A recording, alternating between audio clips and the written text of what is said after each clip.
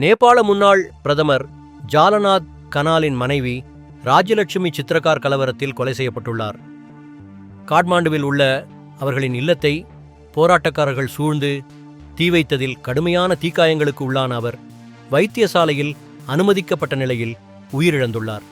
சமூக வலைதளங்களை தடை செய்ததற்கும் அரசின் ஊழல் குற்றச்சாட்டுகளுக்கும் எதிராக இளைஞர்கள் முன்னெடுத்த போராட்டம் தீவிரமடைந்த நிலையில் போராட்டக்காரர்கள் நாடாளுமன்றம், பிரதமர் கே.பி. சர்மா ஓலியின் வீடு, பல அமைச்சர்களின் வீடுகள் உள்ளிட்ட பல இடங்களில் தீ வைத்தனர். இதேவேளை நிதியமைச்சர் பிஷ்ணு பிரசாத் பவுடேல் போராட்டக்காரர்களால் கடுமையாக தாக்கப்பட்டார்.